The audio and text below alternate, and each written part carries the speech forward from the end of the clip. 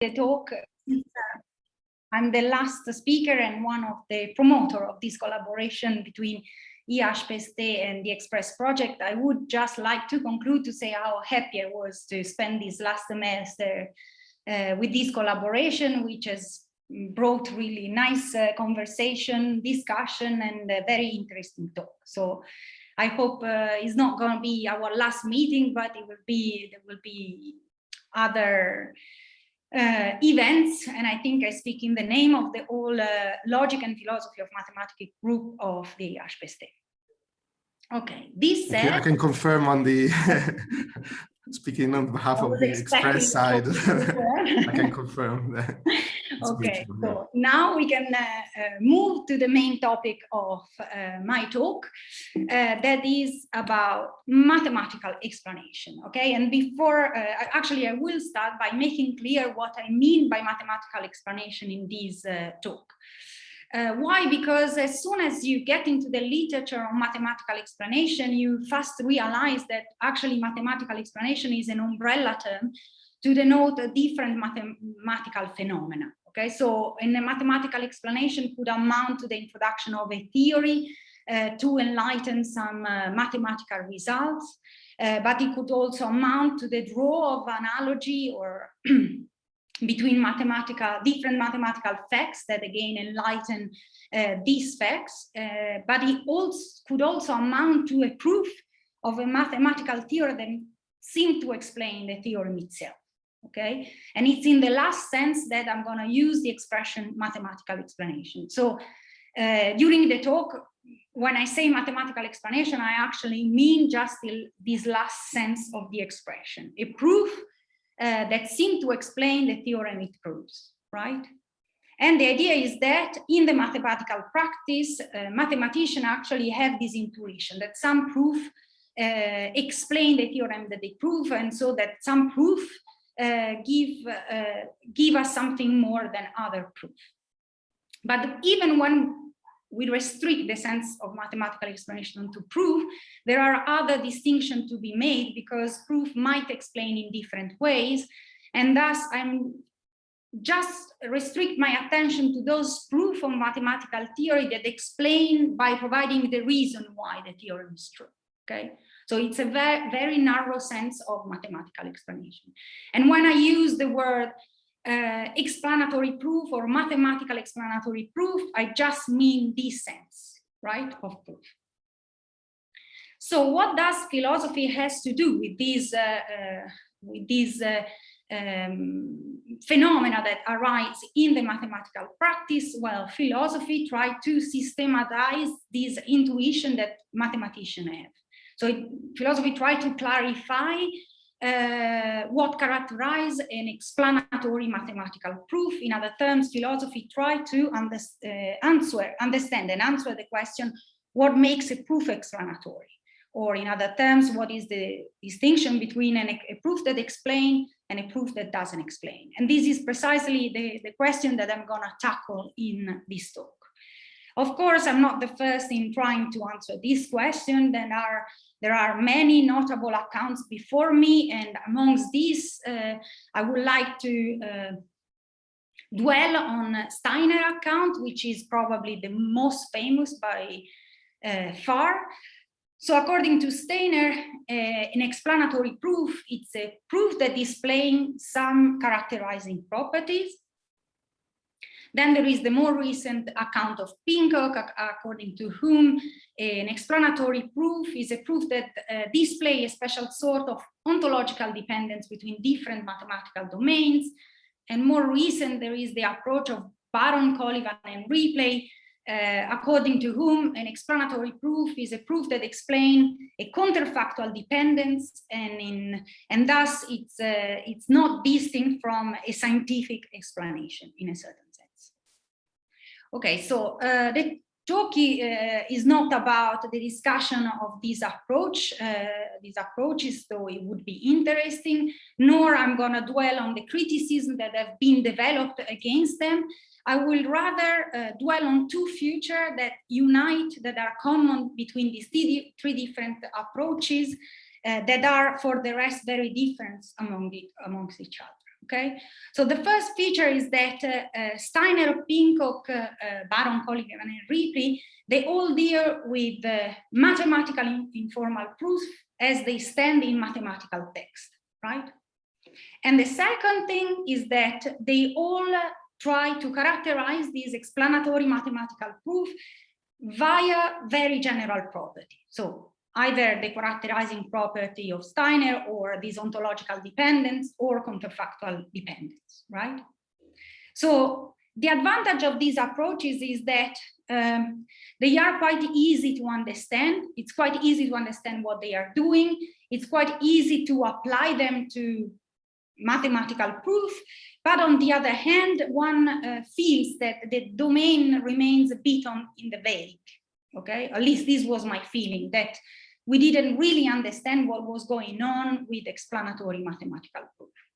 And because of this need of more rigorous, I would like to propose a novel approach that relies on the following two aspects. Okay, the first is that I'm not going to study mathematical explanation, mathematical proof as they stand in mathematical text, but I will try to formalize them via logical tools. So I will move the discussion from the informal level to the formal one. And to do this, I will exploit some very basic tools from proof theories, right? So the idea here is that proof theory is a domain in logic that study proof, but mathematical explanation in at least the sense I'm taking them are nothing but proof. So why don't we put together these two domains and see what this mix could bring us, right? Whether it brings us new, whether it enlightens more this mathematical proof. So this is the first aspect of the account I want to propose. The second is that I'm gonna dwell on the formal proof. I'm gonna show that once at the formal level, you can find a characteristic that is recurrent in this formal proof, namely that there is a conceptual complexity increase from the premises to the conclusion. And I will try to make clear what I mean by this conceptual complexity increase, okay? So, so the account has these two aspects, and in the presentation, I'm gonna follow them. So first, I'm gonna show you how we can move from informal to formal, and then I'm gonna talk about conceptual complexity. Okay, so how do we move from informal proof to formal ones? Basically, we use a tool which is very basic in logic, and the tool is called proof trees, right? So I know that many of you know what proof trees are, but since I couldn't be sure that everybody knows, let me briefly remind what a proof tree is. Basically, it's an object of the following form. So it is a tree where the root of the tree is the conclusion of the proof. The leaves of the trees are the assumption of the proof. And everywhere you look, you can find a similar pattern, namely some premises which are above the horizontal line, the conclusion, which is at the bottom of the line, and then a rule that connects the two. Okay, so a proof tree can generally be described as a bunch of premises, conclusion, rule that are put together with a certain structure, the structure of a tree. Okay, so this is also a proof tree, and maybe a bigger one. Again, you have the conclusion, the assumption, and then anywhere you look, you find premise, rule, conclusion. This is also a proof tree where there is no branch. But again, you have your conclusion, your assumption, and your rule. And finally, of course, if you substitute the bullets formulas, then you have derivation in, for example, natural deduction calculus. So derivation are a special type of proof tree. And I dwell on this one, where you start from the assumption and you continue your derivation by applying rules, and you can add a new assumption and you arrive to the conclusion. Okay, and the conclusion, I underline this rule. Again, most of you might know, but for those who don't, here in the conclusion, you introduce an implication, and you do that by discharging an assumption that becomes the antecedent of your implication. Okay, so now I want to show how we move from informal mathematical proof to formalized one by using proof tree. Okay, and I'm gonna choose an example to do that, which is very easy. The fact that it's easy is done on purpose, because I don't want you to focus on the details of the example. I rather want you to focus on the details of the account. Okay, so if then you want to, then once the account understood, if one is interested, could apply it to more complexity, right?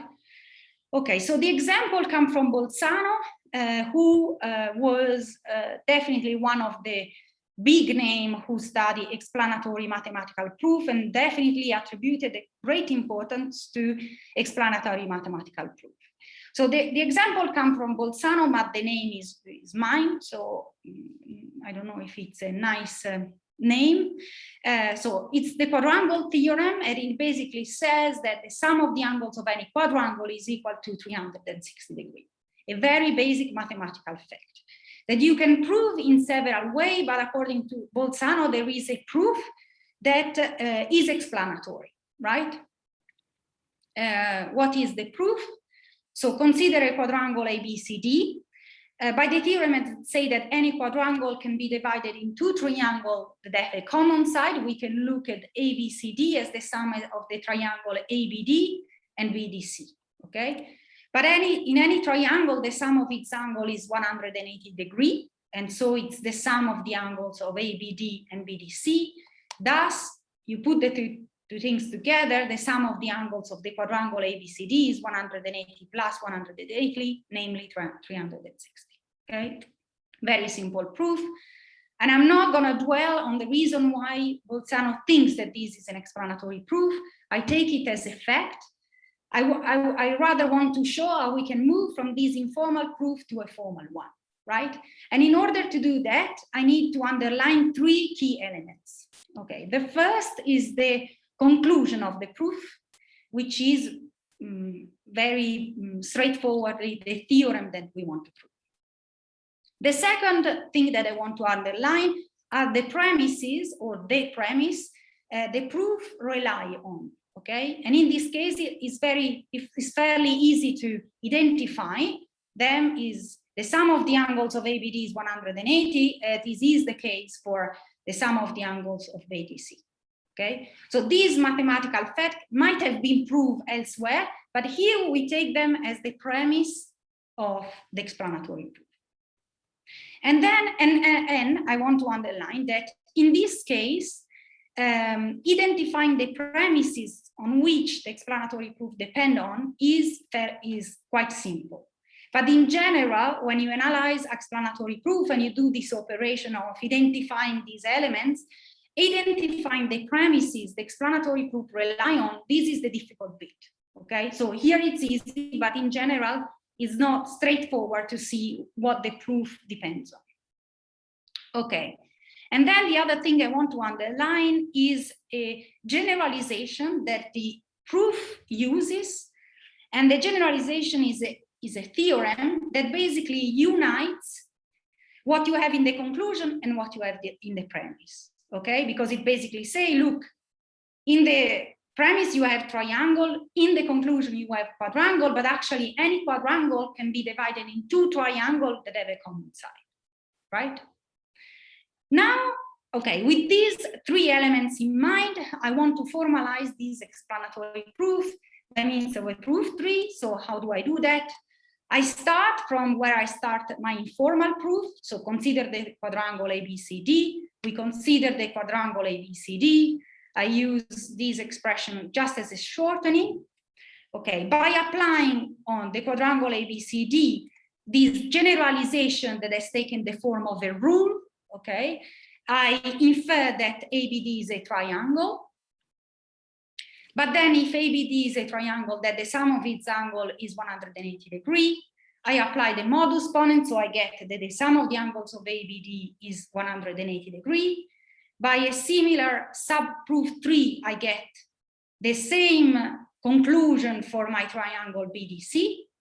Then I put them together again for this generalization as rule. And so I get that the sum of the angle of ABCD is 180 plus 180. And then I discharge my assumption whenever it occurs. And so I get my conclusion, which is If ABCD is a quadrangle, then the sum of its angle is ABCD equal 180 plus 180, okay? So there are many ways to formalize the informal proof that I've shown you before, but this one I like because it respects the ingredients that I've underlined in the informal proof. Namely, we have that the root of the proof tree is the conclusion of the informal proof, the premises are the discharge assumption, and the generalization, which I have underlined, occurs in key points of the proof as a salient rule of the proof tree. Okay. So I hope that the interest of dealing with informal proof rather than informal ones has already a bit emerged. So in informal proof, you can identify these elements, but only the formal proof give to the elements a precise role in the proof tree. Okay, the conclusion is the root, the premises are the discharge assumption, and the generalization is the rule of the proof tree. A rule, actually it's two rules, but doesn't matter. Okay, so everything has a precise role there. And let me underline that the role of generalization in explanation in general is a big theme in the literature, is one of the big themes, right? And it would take a talk on itself to explain, to dwell on this point, the use of generalization as rule on the proof, or in the proof tree.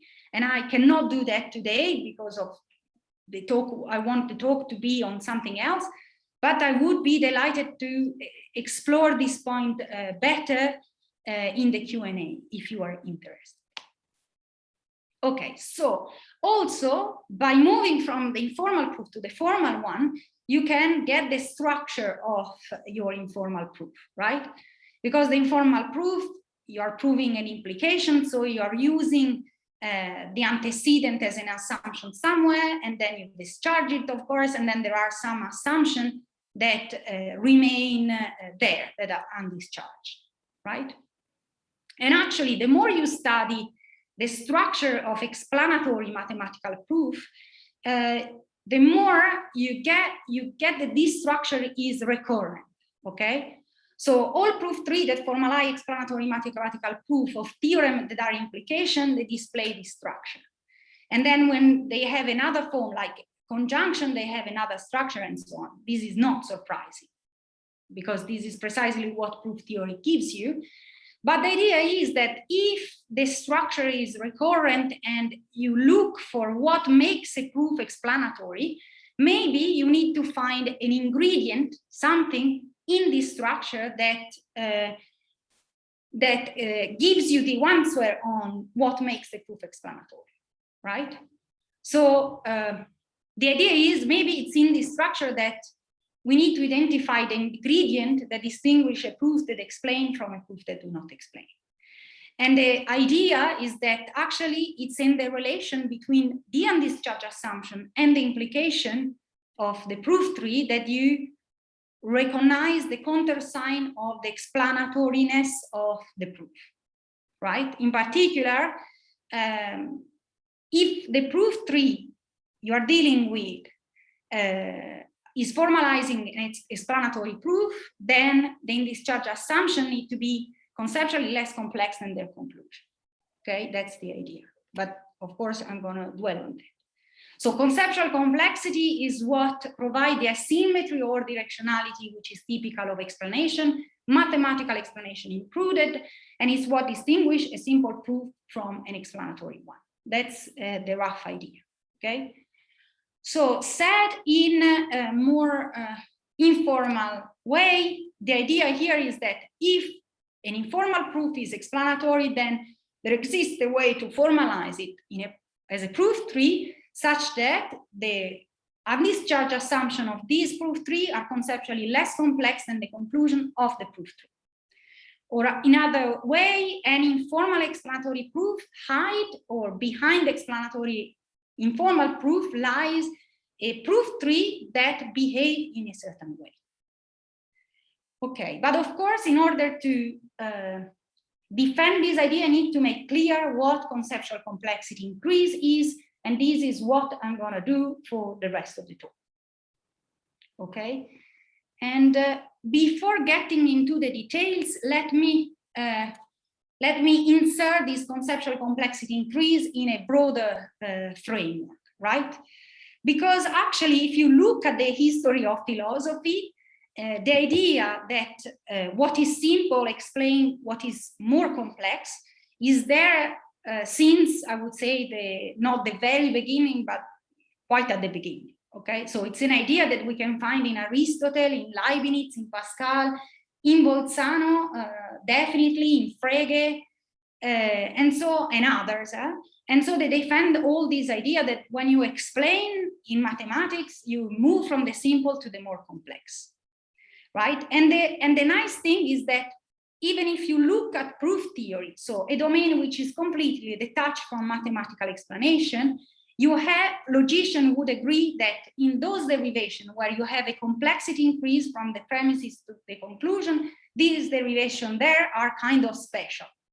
Okay, so there is this, let's say, common intuition in mathematical explanation, in proof theory, that when complexity increase, then there is something going on. And my intuition was done. Let's try to see what we can find if we pursue this road, okay? And so what is astonishing for me is that none of the contemporary accounts on mathematical explanation quote this literature or refer to this literature or try to investigate better what is there, okay? Because it seems to be very important in the history of philosophy. But even if you don't want to look at the history of philosophy and you want to remain at intuitive level, it seems quite natural and straightforward to defend the idea that the simple explain the complex, and the other way around would be quite hard to be defended, right? Thanks to the formalization moves, thanks to the move from the informal to the formal, here we can precisely specify what needs to be simpler than what. Okay, so we can say then discharge assumption should be less complex than the conclusion, and we can do that. Maybe we could do that even if we stay at the informal level. But moving at the formal, we all agree in what we need to do. So the task is to describe when some sentences occurring as undischarged assumption are less complex than another sentence that occurs as the conclusion in a proof tree. Okay, and that's what I'm going to do. So just to be crystal clear, here I'm not going to define conceptual complexity in general, right? Conceptual complexity is not a complete order on the sentences of our language. This would be a very hard enterprise, even a bit meaningless enterprise, because you don't want to compare sentences that have nothing to do with each other. You want to be able to compare sentences that occur in certain position of your proof tree. So it's a very context-dependent notion of conceptual complexity. Okay, so I'm going to introduce a method that helps us to see whether the undischarged assumptions are less complex than the conclusion. The method is applied to sentences, not formula, so it's not completely syntactic, and so you need to apply with a certain intelligence, let's say. Let us recognize ourselves this capacity. Okay, so the first step of the method is take the sentences you want to compare and just reduce them to their basic elements. Okay, so let me make an example of this. Suppose you have a very simple proof tree, okay, where you have two undischarged assumptions. 2 is an even number, 2 is a prime number. You derive a conclusion, 2 is an even and prime number by means of the rule that introduced the end. And you want to compare these two undischarged assumptions and this conclusion, right? So the first thing you do is you get rid of those elements that it's kind of useless to compare. You can also keep them. why not? But it's kind of waste of time. So you just reduce them to the significant ones, which are 2 even number, 2 prime number, 2 even number, and prime number. Okay, another example, this comes from Bolzano, not in this form, but yet the inspiration comes from there. So suppose that ABC is a quadrangle. From this, you can infer that ABCD is a polygon by defining polygon as the disjunction of a triangle, a quadrangle, pentagon, hexagon, septagon, and so on. So the disjunction of all types of polygon.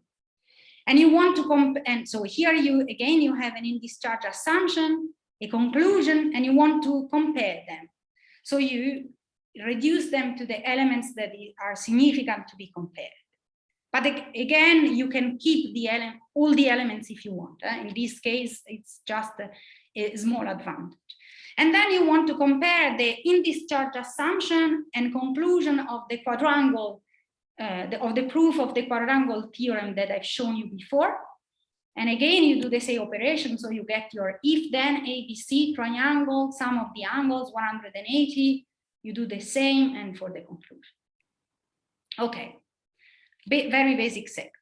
Second step, which is also very basic, you erase those elements that occur in the discharge assumption and the conclusion and that are the same in both.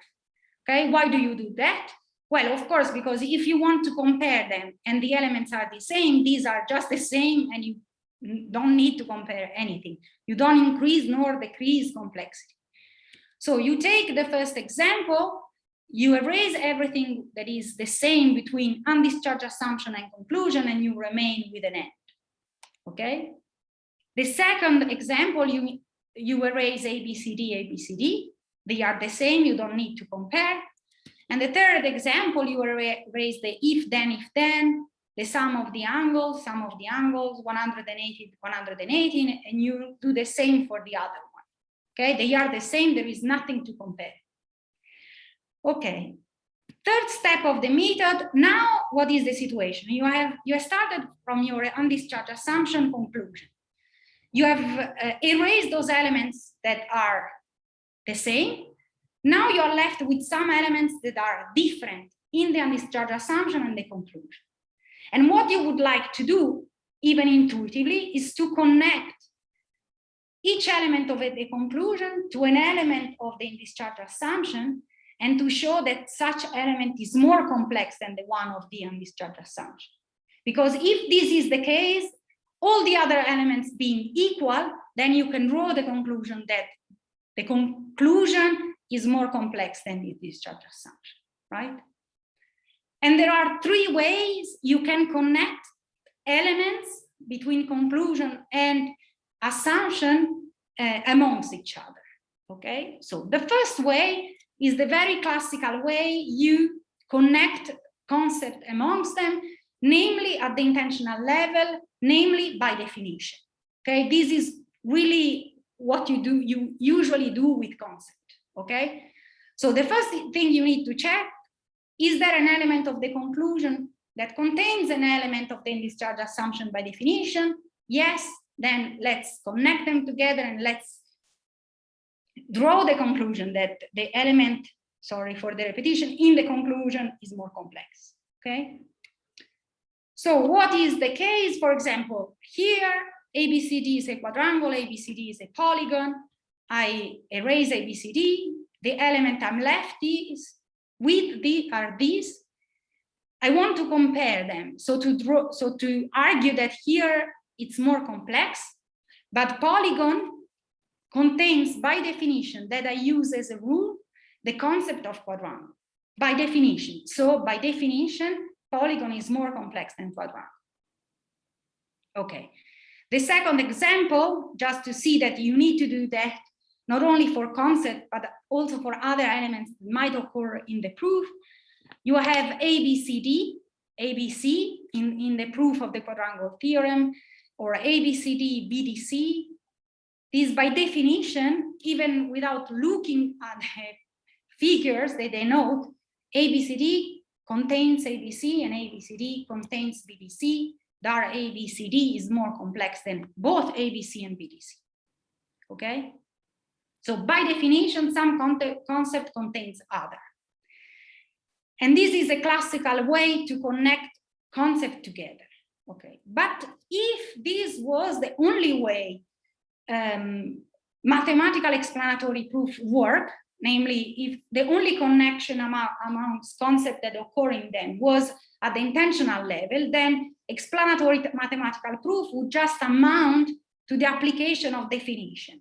Okay, now sometimes definition could be tricky, but yet if only definition were used in mathematical explanatory proof, one wouldn't get the interest of this mathematical explanatory proof.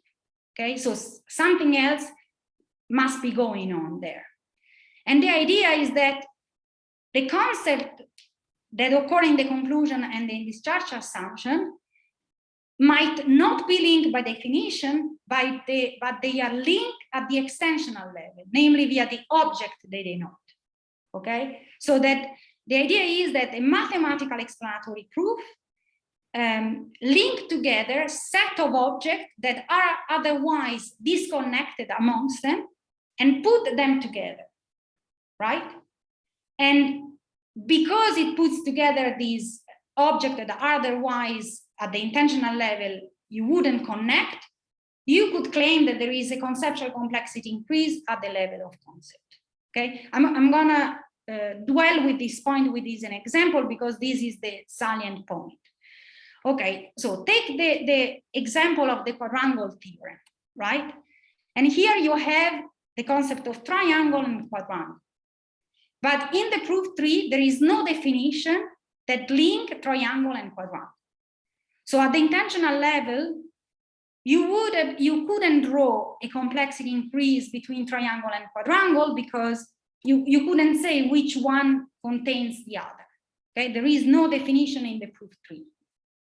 But if you look at the generalization, which is used as a rule in the proof tree, okay, the generalization suggests that if you look at the object denoted by quadrangle, this object can be seen as the sum of two triangles, okay?